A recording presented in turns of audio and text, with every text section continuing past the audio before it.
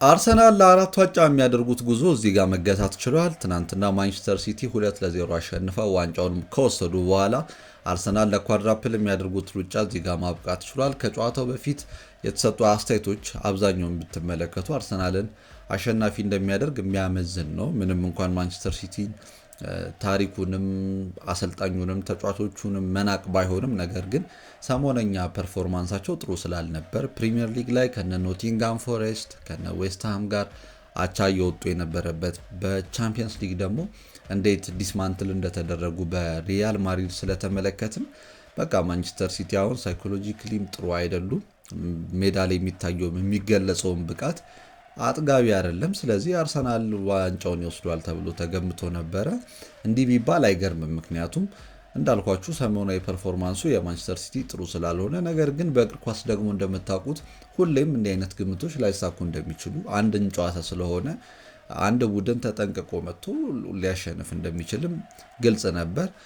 ነገር ግን ኳስ ላይ ትንተና ሲሰጥ ያው አንድ ጨዋታ ስለሆነ ተብሎ ግምት አይሰጥም። ፕሪቪየስ የሆኑትን ጌሞች በመመልከት እዛ ላይ ያሉትን አንዳንድ ፓተርኖች በማጥናት ነው ነገሩን ለመወሰን የሚሞከረው የነበረው። በሁኔታውም ማንቸስተር ሲቲ የበላይ ሆኖ ማለፍ ችሏል። አርሰናል ከብዙ ዓመት በኋላ ደግሞ ስለሆነ ለዚህም ዋንጫ እየተጫወተ የሚገኘው በዚህ የዋንጫ ረሃባቸውን አስታክሰው ለሚመጡት ጨዋታዎች ደግሞ የበለጠ ጥንካሬ ሰንቀውበት ይሄዳሉ ተብሎ ነበር የተገመተው። ነገር ግን እንደዛ ሳይሆን ቀርቷል ማለት ነው። በጨዋታው ብዙ ጥሩ ነገሮች ነበሩ። ፈርስት ሃፍ እንደተመለከታችሁት አርሰናል ታርጌት የሚያደርገው የነበረው እኔ በገባኝ ልክ የዮኬሬስን ሩጫ ተመልክተናል። ከሪያል ማድሪድ ጋር በነበረው አይነት ፓተርን ማለት ነው። አንዳንድ ቢሃይንድ ራኖች እንዲሮጥ ለማድረግ ሲሞክሩ ነበረ። ነገር ግን ፌድ እያደረገ የሄደ ማለት ነው። ከጊዜ በኋላ ጨዋታው ላይ ሴትል እያደረጉ ሲሄዱ የበለጠ ለመጠንቀቅ ማንቸስተር ሲቲዎችም እየሞከሩ የሄዱበት፣ አርሰናልም ደግሞ ኳስ በደንብ ማድረስ ያልቻሉበት ሆኖ ነበር ያለፈው። የጨዋታው ሜጀር የሚባለውን ክስተት መጀመሪያ የተመለከትነው ከሃቨርትዝ የሳተው ኳስ ነው እና እግር ኳስ ላይ የሚሰጣችሁን ኳስ መጨረስ አለመጨረስ፣ በተለይ ደግሞ እንደዚህ አይነት ትልልቅ ጨዋታዎች ላይ የሚያስከትለው የራሱ የሆነ ተጽዕኖ አለው። አሁን ከሃቨርትዝ ያችን ጎል አስቆጥሮ ቢሆን ኑሮ ጨዋታው በምን መንገድ ይቀየር አይቀየር የምናውቀው ጉዳይ አልነበረም። ለአርሰናል ግን በእርግጠኝነት መናገር የምንችለው በጥሩ ሁኔታ ተነሳስተው እንዲጫወቱ ሊያደርግ ይችላል። በእርግጥ አርሰናልን እንዲህ ነው ብሎ ለመገመት ከሚያስቸግሩ ምክንያቶች መካከል በዚህ ሲዝን ብዙ ጊዜ ተመልክተነው እናውቃለን። የትኛውንም አይነት ጎል አስቆጥረው የሚመሩ ከሆነ ወደ ኋላ አፈግፍገው ለመጫወት ብዙ ችግር የሌለባቸው እንደሆኑ እንመለከታለን እና እንደዛ ቢያደርጉ ደግሞ ይበልጥ ለሲቲ እድል የሚሰጠው የሆኑ ነበረ። በተጫዋቾቹ ጥራት አማካኝነት ጎል ሊቆጠረበትም አይችልም አይባልም። ነገር ግን የሚፈጥሩትን ነገር መመልከት የምንችልበትን እድል ግን ያኮላሸች እና ያበላሸች ኳስ ሆና ነው ያለፈችው። አርሰናል ከዛ በኋላ እንዴት ሪያክት ያደረጉ ነበር አላውቅም። ነገር ግን በአብዛኛው በጨዋታው እንደተመለከት ነው በዚህ ሲዝን አርሰናል ወደኋላ ጎል ካገቡ በኋላ ለማፈግፈግ ይሞክራሉ። ከጥቂት ጨዋታዎች ውጪ ብዙን ታይም እንደዚህ ነው የሚያደርጉት አርሰናሎች እና ትናንትና በዛው ሞመንተም ይቀጥሉ አይቀጥሉ የምናውቀው ነገር አልነበረም። ግን የካይ ሃቨርትዝ ኳስ ልትሳት የማይገባት ናት። ያው ተጫዋችን በአንድ ጨዋታ መተቸት አስፈላጊ አይደለም። ግን ከሃቨርትዝ ከባየር ሌቨርኩሰኑ ጨዋታ በመነሳት አርሰናል በ9 ቁጥር ብቻ በተነጣይ 9 ቁጥር ከሃቨርትዝን ለማጫወት የሚገደድ ከሆነ ኢፌክቲቭ ሊሆን ይችላል አይችልም የሚለው ራሱ ዲቤት ውስጥ ሊገባ የሚችል ነገር ነው። ምክንያቱም እንደዚህ አይነት ክሊኒካል የሆኑ እድሎች እንደዚህ አይነት ክሊኒካል መሆን የሚጠበቅባችሁን ኳሶች መጨረስ የማትችሉ ከሆነ ያው ብዙ ነገር ዋጋ ላይ ያስከፍላችሁ ስለሚችል ማለት ነው። በተለይ ለሊግ ካፕ እንኳን ብዙም ችግር ያለው አይመስለኝም። ግን የቻምፒየንስ ሊግ ምሽቶች ወይ ደግሞ የፕሪሚየር ሊግ እንደዚህ ዲሳይሲቭ የሚባሉ ጨዋታዎች ላይ የሚጠበቅበትን አርሰናል ማድረግ የማይችል ከሆነ አንዳንዴ ጨዋታዎች ላይ እንደዚህ አይነት አንድ ሁለት እድል ብቻ ሊኖር ይችላል።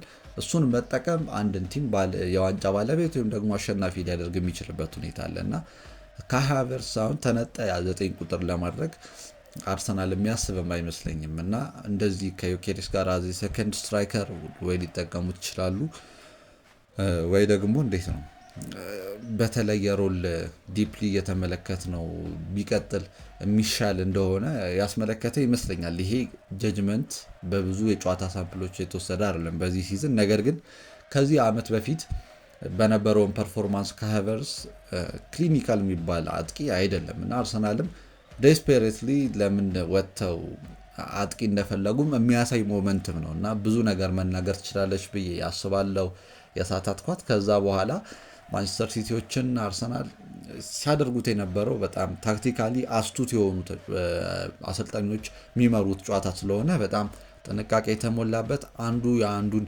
ድክመት ኤክስፖዝ ለማድረግ የሚሞክሩበት ነገር ግን ሁለቱም የተዋወቁበት በሚመስል መልኩ ነበር ጨዋታው እየተካሄደ የነበረው። ፈርስት ሃፍ ማንቸስተር ሲቲ አንድ ሾት ኦን ታርጌት ሳያደርጉ ነው የወጡት እና ይህ ጥሩ አልነበረም። በጣም የተጠባበቀ የተፈራራ ጨዋታ ነበረ። ፈርስት ሃፍ ጎሉ ከመቆጠሩ በፊት እኔ ያስተዋልኩት የመሰለኝ ነገር ምንድን ነው፣ ማንቸስተር ሲቲዎች በሴሜኒዮ እና በዶኩ አማካኝነት ችግር ለመፍጠር እየሞከሩ ነበረ። በተለይ ኦቨርሎድም ለማድረግ ይሞክሩ ነበር። ታዲያ ጎል ላይ ከደረሱ በኋላ የሚያደርጉት የነበረው ነገር ምንድን ነው? ኳሱን ማሻማት ነው። በተለይ ሴሜኒዮ ኳሶችን እያሻማ ነበር። ነገር ግን ኤርሊንግ ሃላንድ በሳሊባና በጋብሪኤል ማጋሌሽ መካከል ስለነበረ ሴንትራሊ ኳሷን የሚያገኝበት እድል አልተፈጠረም ነበር እና የሚመቱት ኳሶች በአጠቃላይ የሚባክኑ ሆኑ። እሱን ታርጌት ለማድረግ ነው የሚሞከሩት። ነገር ግን እሱን ያላገኙ የሚሳቱ ኳስ ሆኖ ነበር ያለፉት እና ማንቸስተር ሲቲ በጣም በእጅጉ ቀይሮት የመጣው ነገር ሌላኛው እሱ ነው። ሰከንድ ሃፍ ሲመለሱ ማለት ነው። ማንቸስተር ሲቲ የአርሰናልን ቢልድ አፕ የገታበትን መንገድ ደግሞ በጣም እዚህም ጋር አብረን ማድነቅ ያለብን ይመስለኛል። በ4-2-4 ነበር ሲጫወቱ የነበረው። ሃይ ብሎክ ነው፣ ነገር ግን አግሬሽን የሌለው ሃይ ብሎክ። በትክክል ሴንተር ባኮቹን ኪፐሩን እንዲጫወቱ ፈቅደውላቸው እነሱ ከነሱ ኋላ ብቻ አፈግፍገው ሴንትራል ፕሮግሬሽን እንዳይኖረው ወይም ደግሞ መሀል ለመሀል አርሰናል እንዳይጫወት በማድረግ ነበር ለመዝጋት ሲሞክሩ የነበረው። አርሰናል ደግሞ በዚህ ምንም አይነት መፍትሄ ሊያመጣ ያልቻለበት ጨዋታ ሆኖ ተመልክተናል።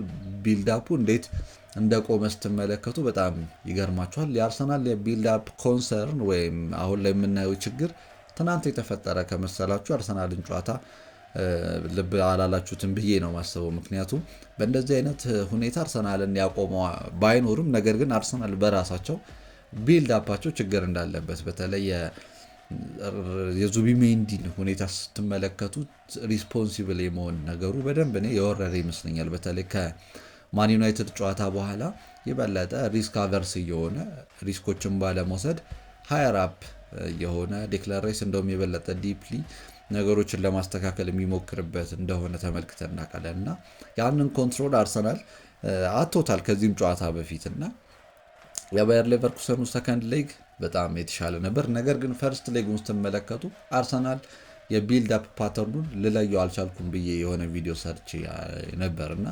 በተመሳሳይ ይሄኛው ደግሞ የበለጠ የከፋ ሆነባቸው። በጣም በጥሩ ሁኔታ ማኔጅ አድርገዋቸው ነበር። አርቴታም ለዚህ መፍትሄ እንዳላመጣለት ነው የተመለከት ነው። ነገር ግን ማንቸስተር ሲቲ ይህን ነገር ሲተገብሩት ለመጀመሪያ ጊዜ አይደለም። ክለብ ወርልድ ካፕም ላይ በተመሳሳይ ሁኔታ እንደዚህ አይነት አኳኋን ለማሳየት ሲሞክሩ ነበር።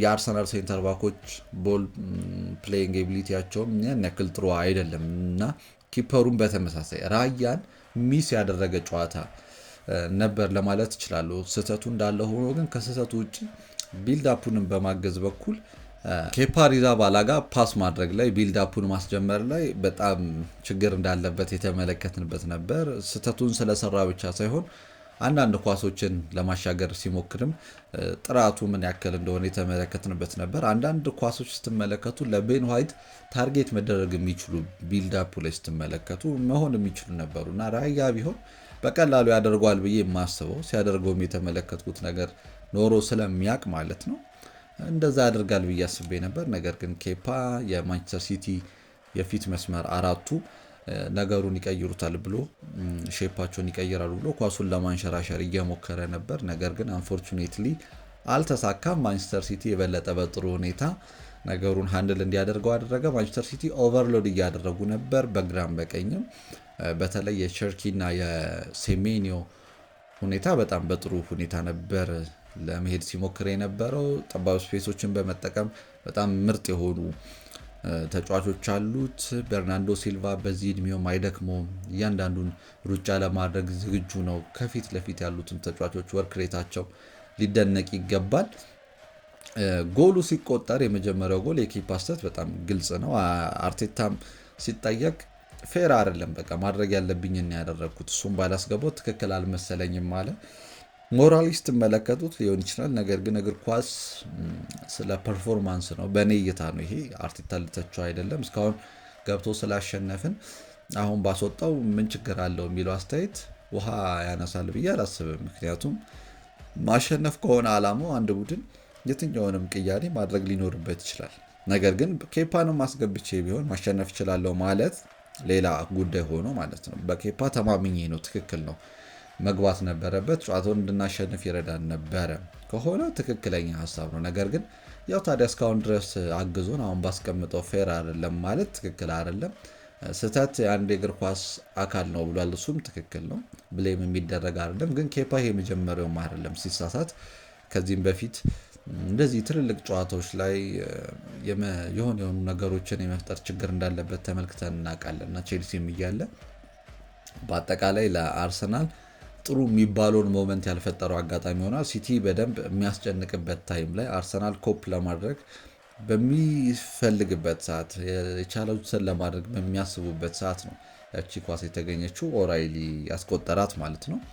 ሁለተኛው ጎል የተቆጠረበት መንገድ ግን ቅደም ካልኳችሁ ፓተርን ማንቸስተር ሲቲ እያሻሙ ነገር ግን ሴንትራሊ ሃላንድን ለማግኘት የተሞከረበት ሁኔታ ትክክል እንዳልነበርና ኤፌክቲቭ እንዳልነበር ተመልክተናል። ታዲያ የተስማማኝና በጣም ጥሩ ነገር አደረጉ ብዬ የማስበው ሁለተኛውን ጎል ሲያስቆጥር ሴንትራሊ በደንብ ነበር የተሰበሰቡት።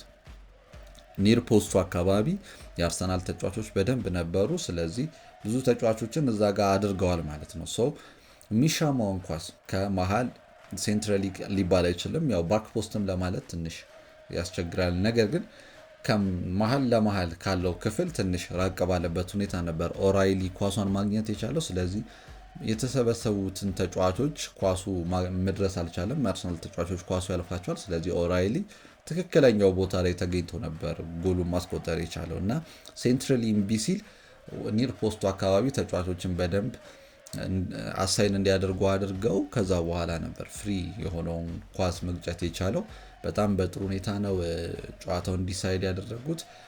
አርሰናል ቀጣይ ዓመትም የሚሻሻሉ መሆን አለባቸው እንጂ የቢልዳፕ ችግራቸው በጣም ግልጽ እንደሆነ መመልከት ትችላላችሁ። ፔፕ ጋርዲዮላ 40ኛ ዋንጫውን ማሳካት ችሏል። ይህ ትልቅ ነገር ነው ለሱ። ጨዋታውን ማሸነፉ ይበለጠ ደግሞ አስደሳች ያደረገው ከአርሰናል ጋር መሆኑንም ተናግሯል። በጣም ጥሩ ቡድን፣ የማይሸነፍ ቡድን አርቴታ እንደገነባ ከባየርን እና ከነ ባርሳ ጋር ምርጥ ቲም እንደሆነ የአውሮፓ ምርጥ ቲም እንደሆነ መስክሮለታል እና ጣፋጩን ድል ሲያስመዘግቡ በጣም ከተደሰተበት ምክንያት መካከል አርሰናልን ማሸነፍ በራሱ የሚሰጠው ደስታ ስላለ ነው። አርቴታም በቃ አሁን ተሸንፈናል፣ ይህንን ዲስአፖይንትመንት ወደ ጥሩ ነገር ለመቀየር ነው ማሰብ ያለብን ብሏል። ትክክል ነው። ይህ ሁሉም አስተያየት ሰጪ የሚስማማበት፣ ማንም ዋንጫውን ያላነሳ አሰልጣኝ ቢሆን በቃ ሽንፈቱን ለጥሩ ነገር እንማርበታለን የሚልበት እንደሆነ ግልጽ ነው። ስለዚህ አሁን ይህንን ዲስአፖይንትመንት ተጠቅመን ይበለጠ ነገሮችን ለማስተካከል እንሞክራለን ብሏል። ጥሩነቱ ለአርሰናል ከዚህ በኋላ ጊዜ አግኝተው ነው የሚመለሱት። እንደምታውቁት እግር ኳስ የቅጽበቶች ጉዳይ ነው። ማንቸስተር ሲቲ ሲሸነፍ ነው የቆየው።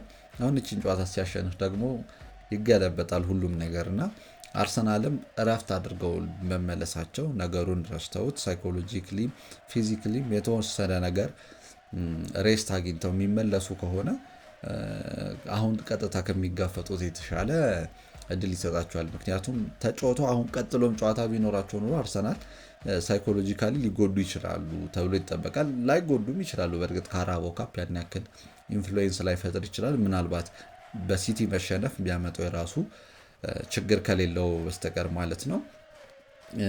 እንዳልኳችሁ አርሰናል ዝቅተኛውን ፖሴሽን ነው ያስመዘገበው የሲዝኑን ይመስለኛል። 38% ነው ኳሱን መቆጣጠር የቻለው። ማንቸስተር ሲቲ 9 የሊግ ካፕ ዋንጫዎችን አንስቷል። ጋርዲዮላ 5 የሊግ ካፕ ዋንጫ በማንሳት ደግሞ ቀዳሚው አሰልጣኝ መሆን ችሏል። አርሰናል ደግሞ 4 ጊዜ ዋንጫ በመድረስ እንደዚህ የመጨረሻዎቹን 4 የካራባኦ ካፕ ፋይናል ላይ በመድረስ ያላሸነፈ ቡድን መሆን ችሏል። ይህም ሪከርድ ነው ለአርሰናል እና በመጥፎ የሚጻፍ ማለት ነው፣ በበጎ ያልተጻፈ ሪከርድ ነው። በትክክል አውት ክላስድ ነው ያደረጋቸው ጋርዲዮላ ማስተር መሆኑን በድጋሚ የተመለከትንበት ነበር። 4-2-4 የጨዋታው ቁልፍ ነገር ይመስለኛል እና ደግሞ አርሰናል ትንሽ ማክፈግፈጋቸውም ወደኋላ ያንን ነገር በጥሩ ሁኔታ ለሲቲ እድል የሰጠ በተለይ ሰከንድ ሀፍ በተለየ ኢንቴንሲቲ መጥተው አርሰናልን ያስጨነቁበት የነ ሮድሪ እና አኬ ሬስት ዲፌንስ እንዴት እንደነበሩ ስትመለከቱ ኢንኬዝ ችግር ቢፈጠር እነ ኩሳኖቭ ጥሩ ፐርፎርማንስ ነበር የነበራቸው። በአጠቃላይ ማንቸስተር ሲቲ ይህንን ጨዋታ ማሸነፉ ስህተት አለው ተብሎም አይታሰብም፣ አሳማኝም ይመስለኛል። በዚህ ተብሎ የሚካድ ነገር ያለው አይመስለኝም። አርሰናል ከዚህ በኋላ ተኮሮ ቀጣዮቹን ጨዋታዎች ላይ ፎከስ አድርገው የሚመጡ መሆን መቻል አለባቸው እንጂ በቃ ሳይኮሎጂካሊ ተጎድተው ሌሎቹን ጨዋታዎች በመሸነፍ ቦትል ያደርጉታል ተብሎ አይታሰብም። ይህም ትልቅ ኢንፍሉዌንሻል ጌም ነው ብዬ በግሌ ለማሰብ ስለሚያስቸግረኝ ነው። እንዴት ሪያክት እንደሚያደርጉ ለማየት እንግዲህ እንጓጓለን ማለት ነው። የሚሰማችሁን አስተያየት ኮመንት ላይ ያስቀምጡልኝ። ላይክ፣ ሼር፣ ሰብስክራይብ አድርጉ። ቴንክ ዩ